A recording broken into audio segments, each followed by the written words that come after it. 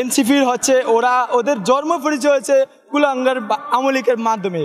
যারা আমলিক করে এখানে আসছে তারা তো অবশ্যই দেশদ্রোহী। তারা এখন দেশের ভালো কী করবে, দেশকে আরও ধ্বংস করার জন্য তারা নীল নকশা আঁকছে।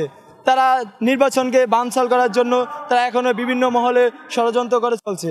এনসিপির মূল নাহিদ, তারপরে হচ্ছে সার্জিস আলম, ও ছাত্রলীগের ক্যাডার, ও ছিল হেলমেট বাহিনী। এখন নতুন করে সংগঠন গঠন করেছে এনসিপি। ওই নাফা সংগঠন দিয়ে বাংলাদেশ চলবে, এটা আমাদের এই স্বাধীন ভূমধ্য বাংলাদেশের জনগণ কখনোই বিশ্বাস করে না। এই নাফা সংগঠনকে আমরা এই বাংলার দেশে বাংলার জনগণে তাদেরকে ক্ষমতা বসতে দেব না। মিথ্যা বানোয়াট মন্তব্য সবচেয়ে বেশি করে নাহিদ, যেগুলো বলে ওগুলো সবচেয়ে বেশি মিথ্যা ছড়ায় বেশি। এনসিপি যে আমাদের বিএনপির ছায়াতলে ছিল ওরকম কোনো বিষয় না। ওনাদেরকে আমাদের জাতীয়তাবাদী দল কেন তাদেরকে স্থান দিবে? ওদের জন্ম পরিচয় যে ছাত্রলীগ দিয়ে, ওরা দেশদ্রোহী। ওরা এখন নতুন করে দেশে নির্বাচন নিয়ে নীল নকশা আঁকতেছে।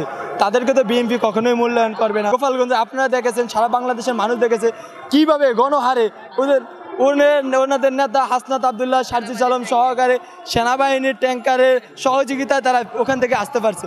না হলে তো তাদেরকে ওখানেই ৭১-এর মুক্তিযুদ্ধের যারা রাজাকার বাহিনী, ওরা এখন নতুন করে ষড়যন্ত্র করছে, আমাদের দেশনায়ক তারেক রহমানকে নিয়ে কটূক্তি করছে এবং বিভিন্ন অঙ্গনে তারা এখন বিএনপির বিরুদ্ধে অপপ্রচার চালাচ্ছে। আমরা এর প্রতিবাদে আজকের এই সমাবেশে তেজগাঁও থানা ছাত্রদলের পক্ষ থেকে উপস্থিত হয়েছি এবং সমাবেশ সফল করার জন্য আমরা এখানে আসছি। আমাদের একটাই দাবি, আমাদের জননেতা জনাব তারেক রহমানের বিরুদ্ধে কটূক্তিজনক বক্তব্য তীব্র নিন্দা ও প্রতিবাদ জানায় এবং আমাদের যুবদল নেতা, আমাদের যুবদলের সহকর্মী, আমাদের শ্রদ্ধেয় বড় ভাই জামাত শিবিরের লোকজন তাকে নির্মমভাবে রক কাটে ফেলেছে।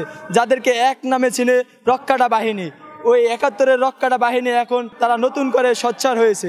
এর তীব্র নিন্দা প্রতিবাদ আমরা জানাই।